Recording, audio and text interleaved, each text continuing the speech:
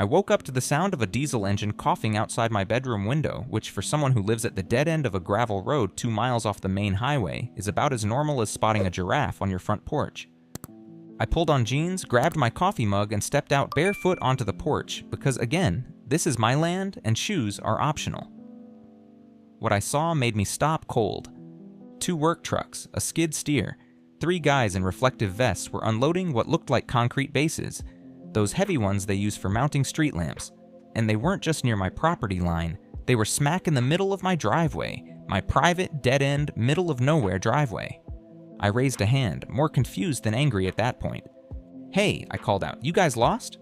One of them, a tall guy with wraparound sunglasses and a backwards baseball cap, gave me a polite little wave like we were old friends. "Morning, sir. Nah, all good. Just laying conduit. Lighting's going in next week." I blinked. Lighting for what? He flipped through a clipboard. "Path lighting. Community Beautification Project, HOA directive."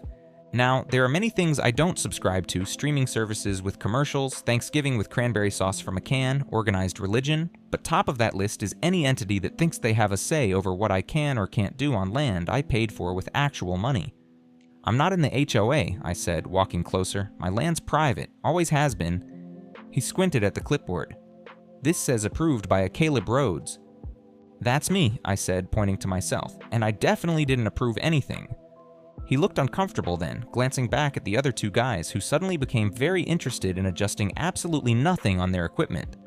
"Well," he muttered, "maybe talk to your HOA board? They set this up. We just got the job order." I stared at the base they were lowering into a trench, right on the edge of the rise where I planted my apple tree. That's when my stomach dropped. 6 years ago, I moved out here to get away from exactly this kind of thing. Nosy neighbors, red tape, and people who can't stand the idea of you just wanting to be left the hell alone. I'd just gone through a divorce that felt more like a hostile merger, the kind where nobody gets the house and everyone ends up resenting the dog. I was done with traffic, deadlines, and group birthday cards at work. So I took the payout, drove until I stopped seeing fast food signs, and bought a rundown log house on 5 acres at the edge of nowhere. Roof leaked, porch sagged, and there was a family of raccoons living in the attic. But it was mine. The first thing I did, literally the first day I moved in, was walk up the little hill behind the house and dig a hole. I planted a sapling I'd brought in the back of my truck. Apple tree, Macintosh. Small, crooked thing at the time. I don't even remember why I did it, except I needed to put something in the ground that was mine, that would grow on my terms. 6 years later, that tree had branches, shade, blooms in the spring that made the whole hill smell like honey. I drank my morning coffee under it. I sat there after bad days.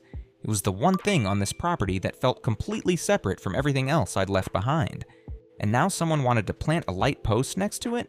Because it made a golf community more walkable? Yeah, number not happening. Not on my land. Not on my watch. And especially not by some HOA that I never signed up for, voted for, or asked to be part of. But I had a sinking feeling I already knew exactly who was behind it. The first sign of trouble, real, calculated trouble, came about 4 months before the light post circus. I'd just come back from the hardware store, the bed of my truck full of lumber and copper pipe, because I was finally going to fix the back steps before someone, me, broke an ankle. There was an envelope duct taped to my gate, big white one, glossy logo in the corner, Birchwood Ridge Community Alliance. Right off the bat, that name ticked me off. Community Alliance sounds like a group that rescues stray cats or organizes bake sales, not a suburban mafia in beige polos. Inside the envelope was a letter and a glossy trifold brochure, like the ones you'd get from a timeshare pitch in Florida. "We at Birchwood Ridge are excited to welcome you to the extended family of our planned living community," it said in 14-point Arial. There was a map, my land outlined in green highlighter like someone had claimed it at a board meeting with a Sharpie, and then a little note at the bottom. "As a new adjacent homeowner, you're eligible for a simplified HOA integration process. Please review the enclosed guidelines and optional tier structures. Participation assumed unless formal opt-out submitted by March 1st. I reread that line about 3 times. Participation assumed. Now, I'm not a lawyer, but I'm also not someone who skips fine print. There's no such thing as assumed participation in anything where money's involved and you didn't sign a damn thing. And the deadline? It was postmarked March 3rd. I wasn't sure if they were being incompetent or just bold. Probably both. I did what any rational adult would do. I walked back into the house, opened the brochure, and started reading out loud in a dramatic voice while pouring myself a beer at 11:30 a.m. Residents are expected to maintain visual continuity with approved community aesthetics. Oh good, I was already out of compliance thanks to my old truck, my unpainted porch, and the American flag with a hole in it I hadn't replaced because it flapped just fine. I flipped to the back page. There it was, Preston Hale, HOA president. His signature looked like it had been designed in Canva. I'd met him once before, briefly. About a year earlier. He pulled into my drive uninvited in a Lexus SUV the color of canned mushrooms, got out in golf attire, and introduced himself like he was running for office. He shook my hand, glanced at my boots, at the chopped wood stacked by the porch, and gave me a tight-lipped smile. We're really hoping to keep this corridor consistent, you know, tidy, upscale, family-oriented. I think I grunted something in return like, cool, which is my standard response when someone starts a sentence with, we're hoping. So yeah, I already knew Preston had his eye on this land. But that letter was his first actual move. I didn't send a rebuttal. I didn't call. I just took the entire packet and dropped it straight into the burn barrel behind my shed. And I figured that was the end of it, which, looking back, was naive as hell. The funny thing is, when someone like Preston Hale doesn't get what he wants, he doesn't stomp his feet or shout at the sky. That'd be too honest. Guys like him? They escalate politely. At first, it was just weird little annoyances. I got a visit from a guy in a city truck who claimed he was there for a routine drainage inspection. I told him there was no drainage easement on my land, and he kind of shrugged like, yeah, but we're just making sure you're up to standard. Whatever that meant. A week later, I found an orange violation tag zip-tied to my mailbox. Exterior structures not in compliance with Community Code 4B-7. Which would have been interesting if I had any structures that weren't mine, or if I was part of a community with codes in the first place. I called the number on the tag and got an HOA voicemail. Not City Hall, not the county, HOA. When I left a message saying, I'm not in your damn HOA, stop tagging my property, nobody called back. Then it got pettier. One morning, my fence gate was wide open. I always latch it, always. Not a big deal, I thought, maybe the wind. Then a week later, I noticed someone had pruned the hedges along the back of my property line, just the ones facing Birchwood Ridge, cut clean and level, like someone with too much time and an electric trimmer had gone to work while I was out. Now I don't care if someone hates my overgrowth. I like it wild, keeps the deer curious and the neighbors distant. But this was different. This was someone making a point. Then came the kicker. I came home from a grocery run to find a landscaping crew parked on the shoulder across from my drive. Not just any crew, the ones Birchwood Ridge uses for their community center. They had a riding mower, mulch bags, and a guy with a clipboard standing next to a little white post with a plastic placard stuck in my dirt. The placard read, Future Site, Birchwood Ridge. Commons Path Extension, Scenic Route 2. B. My jaw literally dropped. That sign was on my land. I marched over. The guy with the clipboard gave me this salesman smile like I was a customer walking into a showroom. Hey there, we're just prepping the extension path. Should be a lovely connection once it's in. Nice open line down to the tennis courts. I blinked. What are you talking about? He motioned toward Birchwood Ridge like I didn't know where it was. New pedestrian access point. HOA approved it last quarter, part of the trail system. I looked down at the sign, then at the marker flag someone had planted in the ground, bright pink and stretching right past the corner of my house. You realize this isn't HOA land, right? I said.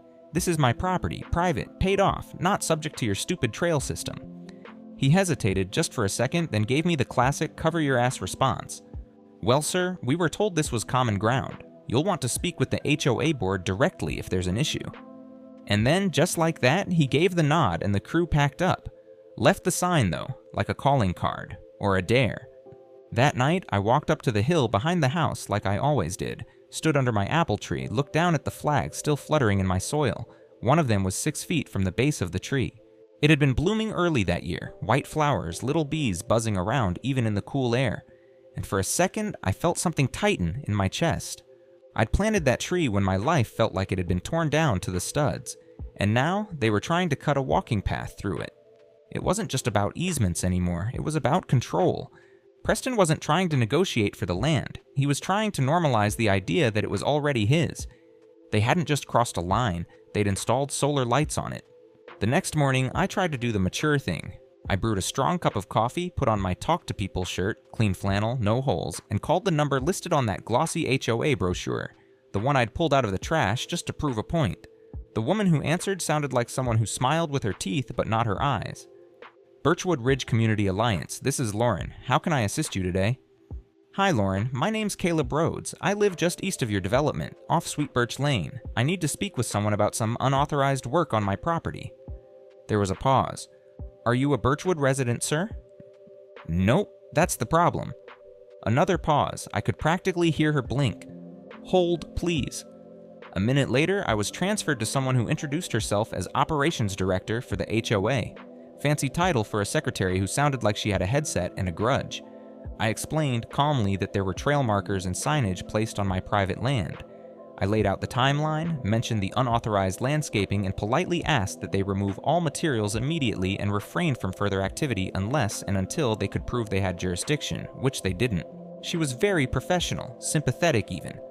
Well, Mr. Rhodes, we certainly don't want any misunderstandings. I'll escalate this to the board right away. Someone should reach out within 48 hours. Spoiler, no one did. So I showed up in person. They were having their monthly HOA board meeting at the Birchwood Ridge Community Center. According to their website, it was open to all residents. Well, I wasn't a resident, but I was the guy whose land they were actively trying to decorate. I walked in wearing jeans and boots, just to clash with the sea of khakis and braided belts. There were maybe 30 people in folding chairs and a long table at the front where Preston Hale sat, doing his best impression of a friendly dictator. White polo, Rolex, tan like he spends his afternoons fake laughing in golf carts. When he saw me walk in, I caught the flicker of recognition in his eyes, and then, almost immediately, dismissal. Name and address, please, he said, barely looking up. Caleb Rhodes, Sweet Birch Lane, not in your jurisdiction, but you've been operating like you own my yard.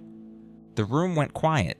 A couple of heads turned. Preston smiled like he'd just bitten into something sour and didn't want to spit it out in front of company. Mr. Rhodes, this meeting is for Birchwood Ridge homeowners only. If you have a concern, we'd be happy to accept it in writing. I already called, I said, calm as a sleeping dog. No one followed up, so here I am. He leaned back in his chair like I was a mildly interesting podcast episode he wasn't sure he wanted to finish. Well, this is highly irregular. Irregular is trying to build a walking path through my land without so much as a knock on the door. That got a few murmurs from the audience. He glanced at the woman seated next to him, Lauren probably, and gave her some kind of silent cue. Then he turned back to me with a politician's chuckle. There must have been a mapping error. Our GIS shows your parcel as part of the Birchwood Ridge Development Buffer Zone. We've been working off county data. I pulled out my phone. Funny, because my county data shows this. I tapped the screen and turned it toward him, a screenshot of the county assessor's map, clearly labeling my lot as unaffiliated private property. His smile didn't change, but I saw something shift behind the eyes. Less dismissive, more calculating. I'll have our legal team review it, he said. Great. While they're doing that, maybe you can have your guys pull the sign out of my ground before I do it myself. That earned a few chuckles from the peanut gallery. Preston didn't laugh. He just nodded once, tight and shallow. I left the meeting feeling like I'd done the right thing. I'd presented facts, been calm, kept it civil, but the part that stuck with me was the look he gave me as I walked out. It wasn't concern, or embarrassment, or even irritation. It was the same look a guy gives a vending machine after it eats his dollar, annoyed but already planning how to kick it without getting caught. That's when I realized this wasn't a misunderstanding. This was a turf war. And Preston Hale had no intention of backing down just because I asked nicely. I wasn't planning on turning into a full-blown amateur detective. Honestly, I figured I'd made my point at the HOA meeting, and with enough polite pushback, they'd get bored and move on to someone easier to steamroll. But 2 weeks went by. The sign was still there, the marker flags were still there, and one morning I found a fresh little spray-painted line across the gravel near my gate, fluorescent orange like a breadcrumb trail left by a particularly smug squirrel. That's when I stopped playing defense. I took a day off work, brewed a thermos of strong coffee, and drove down to the county records office. I'd never actually needed to dig through land deeds before, but it turns out if you tell the clerk that your property might be getting annexed by HOA smugglers, they get very interested very fast. The lady behind the desk, Sharon, bless her heart, walked me through old zoning maps, parcel history, and ownership transfers dating back to the Reagan administration. And that's when we found it. In a dusty green folder labeled Sweet Birch Corridor, so 2007, there was a thick stack of paper. Right on top, a letter from Preston Hale, then just a board member requesting an administrative adjustment to expand Birchwood Ridge's boundaries to absorb orphan parcels for community continuity. Orphan parcels. That was me. But the twist? His request was denied. Flat out, rubber stamped, legally final. Property in question is privately owned and zoned rural residential. No HOA expansion may include it without owner consent. And that wasn't all. There was a second folder from 2012, 5 years later. This time, it wasn't Preston's name on the letterhead. It was a law firm working on behalf of Birchwood Ridge, trying to have my land, still listed under the previous owner, reclassified as part of a community buffer zone through a proposed zoning change. That one also denied. The reason? Subject property previously petitioned for HOA inclusion and denied. No further attempts will be accepted without substantial landowner-initiated justification. I sat there in that chilly office chair, flipping through a paper trail of failed land grabs like I'd discovered a hidden sequel to a movie I didn't know I was starring in. Preston Hale had been trying to get his hands on this land for over a decade. I hadn't been targeted because I was some new guy who didn't know the rules. I'd been targeted because my property was the one he couldn't bend, buy, or bulldoze. And the worst part? I found the letter my seller had signed during escrow, clearly stating that the property was exempt from all HOA covenants or future annexation without written consent. Which meant Preston knew. He knew I wasn't part of his empire. He knew I'd never agreed to anything. And he went ahead with the trail plan anyway, betting that if he acted confident enough, no one would question it until it was too late. It wasn't just arrogant, it was calculated and deliberate. And as I sat in my truck outside the records office reading those documents one more time under the full sun, a weird sense of calm settled over me, because now I wasn't just a guy fighting for his backyard. Now I had proof. Proof of history, proof of intent, and, most importantly, proof that this wasn't just about a walking path. It was about one man trying to erase a boundary that had held firm for years, and he'd just picked the wrong person to push. By the time I got back home that afternoon, I wasn't mad anymore. Don't get me wrong, I was still absolutely going to ruin Preston's week, but the rage had cooled into something sharper, cleaner, the kind of clarity you get when you stop reacting and start planning. So I sat on my porch with a legal pad, my laptop, and 3 cups of coffee strong enough to resurface a driveway, and I started laying it out. I had 2 goals. Get everything HOA related off my land. Signs, flags, scenic routes, all of it. Make damn sure Preston Hale couldn't try anything like this again. I had the ammo, the records from the county, the 2 failed annexation attempts, the deed clause that made it crystal clear I wasn't under their thumb. What I didn't have was pressure. See, HOA guys like Preston don't care about right or wrong. They care about optics, about control, about looking like they've got the whole community wrapped up in a tidy little master plan. So the trick wasn't just showing people what he did, it was showing them publicly. First move, documentation.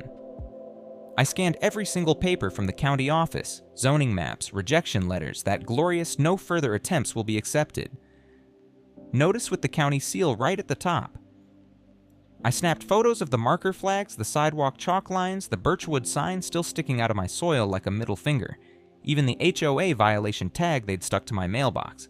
Next, I set up a website, nothing fancy, just a clean page titled, My Land, Not Yours, The Story of Birchwood Ridge Overreach. I uploaded the scans, the photos, a timeline of events, and a short write-up in plain English. I bought this land fair and square. I'm not in the HOA, I never agreed to be, but that hasn't stopped them from trying to build through my yard. I ended it with a line I knew would land. This isn't just about me. If they can do it to someone with a deed like mine, they can do it to anyone. Then I reached out to people I knew weren't under Preston's spell. Small town politics being what they are, I figured at least a few folks had bones to pick with him.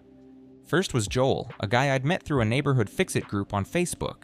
He was an electrician, quiet guy, used to live in Birchwood but moved out after some permit debacle with the HOA made him tear down a shed he'd just finished building. He had stories. He also had a cousin who ran the community newspaper.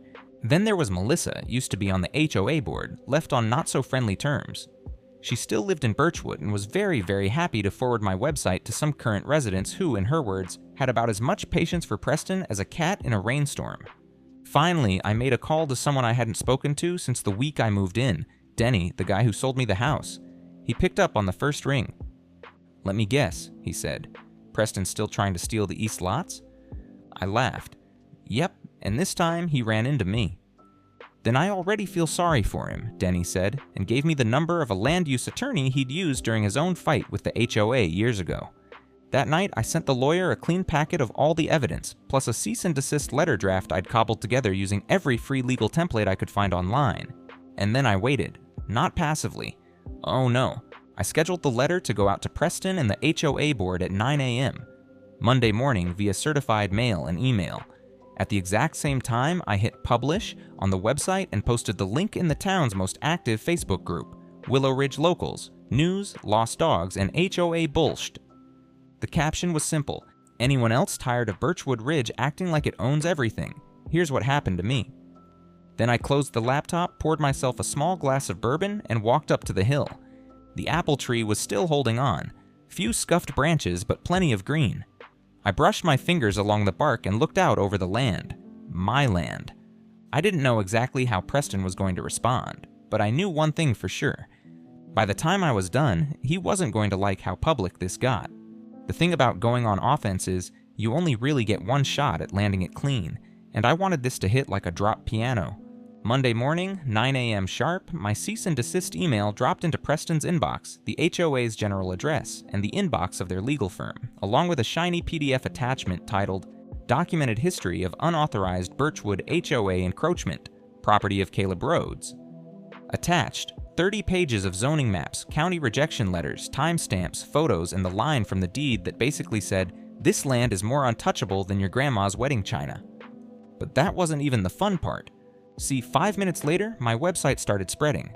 Faster than I expected, honestly. Apparently, HOA drama is suburban crack. I'd posted the link to 2 local Facebook groups, figuring it'd get a couple dozen shares. By noon, it was over 600. Someone put it in the comments under the city council's latest community update. Someone else posted it in the next door group under important land rights. Melissa, bless her petty little heart, forwarded it to her old email list of Birchwood Ridge residents, and they did the rest. By lunchtime, I was getting texts from numbers I didn't recognize, strangers, people from neighborhoods I'd never even driven through. One guy wrote, "Man, I've had the exact same thing happen. Thank you for putting this out there." Another, "We always knew Preston was full of it. You just brought receipts." I even got a call from a reporter at the county paper. Said she'd seen the post and asked if I was willing to go on the record. I said, "Sure," and invited her out to the property. Told her to bring boots. She laughed. And then, like clockwork, Preston broke his silence. At exactly 3:42 p.m., I got an email. From him personally, no greeting, no signature. Just, "This public display is unfortunate and misguided. I strongly recommend you cease defamatory activity before we pursue legal recourse." I laughed so hard I choked on my sandwich. Then I screenshotted it and posted it to the website under a new section. Updates. Caption. When caught red-handed, always double down. Classic Preston. Later that day, a white SUV rolled slowly past my driveway. Real slow, like a nosy neighbor in a Lifetime movie. Preston's license plate. He didn't stop, just looked. Guess he wanted to see the damage himself. Too late, pal. By Tuesday, 2 Birchwood board members had respectfully stepped back from their roles pending internal discussions. HOA meetings had apparently turned into quiet little shouting matches. Melissa texted me, "He's fuming. They're all terrified you're going to sue." That was the irony. I hadn't even filed anything yet, just told the truth, with evidence, and gave people a front row seat. Then came the cherry on top. The local news did a segment. Small station, sure, but it aired during dinner hour. They showed the sign still sitting on my land. Interviewed me in front of my apple tree. I kept it respectful, straightforward, just the facts. But I made sure to say one thing clearly. I don't have a problem with Birchwood Ridge. I have a problem with people who think they're entitled to land they don't own, and I think if it can happen to me, it can happen to anyone. The next morning, I found the sign gone. No email, no apology, no explanation, just vanished. But I wasn't finished. I had one last move. Not legal, not public, just personal. I printed out a full copy of my website, every page, every image, every document, and hand-delivered it in a folder to the town zoning office addressed to the clerk in charge of HOA compliance. With a sticky note on top, for future reference so nobody accidentally approves a trail over my land again. No yelling, no threats, just paperwork. The thing guys like Preston underestimate the most. I walked out of that building feeling about 10 pounds lighter, not because it was over yet, because he finally knew I wasn't going anywhere. And this was the part where I started winning. It's wild how fast things unravel when the right people start paying attention. By Friday, the whole thing had gone full popcorn worthy. The local news story got picked up by a regional blog that specializes in, you guessed it, HOA horror stories. Apparently, there's an entire corner of the internet dedicated to this exact brand of suburban madness. Who knew? They titled it, "The Trail to Nowhere: How One Man Beat a Land-Hungry HOA with Receipts and a Tree." Dramatic, sure, but it got shared like wildfire. Comments blew up, people tagged each other. One guy even said it inspired him to check the zoning on his lot. I started getting emails from folks in different states saying, "Hey, can I copy your cease and desist letter?" I probably could have started charging, but the part that really iced the cake? The next Birchwood HOA meeting wasn't held at their usual community center. No sir, it got moved to the high school auditorium.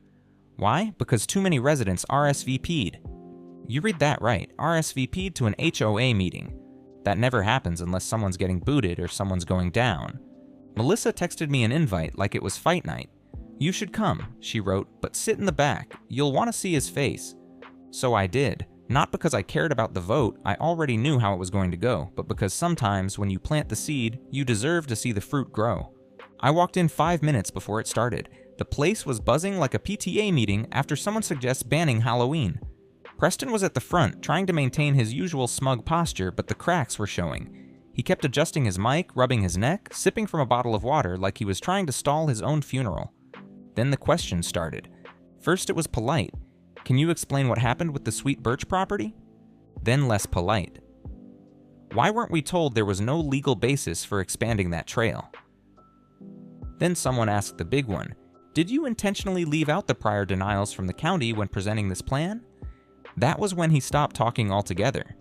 Someone in the back, I think it was Joel, stood up and said, "I've lived here 10 years and I've never seen this HOA go after private property like that. We should have known better. I say we call a vote." And that was that. Hands went up. People shouted yes. Preston tried to call for order, but the board chair, a woman I'd never seen before, leaned over and took the mic. "We're proceeding with the vote," she said. And just like that, it was official. Preston Hale, architect of his own ego, was voted out by the very people he used to charm with brochures and parking lot barbecues. He didn't even stick around after. Slipped out the side door like a guy ducking out of a wedding he wasn't invited to in the first place. Later that night, Melissa sent me a photo of the meeting. Minutes and a short note. Board accepted resignation of Preston Hale, formal apology drafted, trail project canceled indefinitely, sign already removed, flags too. I went outside after reading it, sat under the apple tree with a blanket and a can of beer. The wind was soft, the stars were out, and for the first time in weeks the yard felt quiet, settled, like it was back to being mine, completely. And just to make sure it stayed that way, I ordered a custom metal sign the next morning. Not one that said no trespassing or private property or anything like that. No, mine said, "This land does not participate in HOA fantasies." Small font, classy, straight to the point. A week after the vote, everything was still. No more trucks, no more flags, no more mystery landscaping crews showing up with clipboards, and that looked like they knew better but were getting paid to pretend otherwise. It was the first time in a long while that my mornings didn't start with a fresh layer of tension under my coffee. Just birds, dew, and the occasional deer trying to figure out if my tomato plants were back in season. I finally got around to fixing the back steps. Finished in one afternoon, no interruptions. Didn't even realize how tightly I'd been wound until I stood up afterward and noticed my shoulders weren't halfway to my ears for once. Preston, gone. Sold his house less than 2 weeks after the vote. Rumor is he moved to a new development 2 towns over. I genuinely hope their HOA president has a spine and a better legal team. The new board at Birchwood Ridge actually reached out. Sent a formal letter, typed, signed, and everything, acknowledging the unfortunate overreach and promising that no future developments would involve or encroach upon my land. I framed it, hung it in the hallway under the title Unsolicited Honesty, First Edition, right next to my water shutoff key. The apple tree? It pulled through. I wasn't sure at first. The damage looked nasty, but I trimmed back what I had to, packed the split bark, and gave it some time. A couple days ago, I saw new buds coming in. Stubborn little thing. Fits right in here. I still get emails now and then, mostly from strangers. People who read the site, saw the news clip, or had their own run-in with an overzealous HOA. Some ask for advice, some just want to say thanks. I always respond. I figure if my headache saves someone else a migraine, that's worth a few minutes of typing. The sign I ordered came last Friday. Brushed steel, weatherproof. Says exactly what I wanted it to say, no fluff. I mounted it right next to the gate, eye level, subtle but clear. Sometimes people still slow down when they drive by, probably expecting to see drama, or a bulldozer, or me shouting at a landscaper through a megaphone. But there's none of that. Not anymore. Just a house, some woods, a crooked apple tree on a quiet little hill, and one guy drinking his coffee in peace.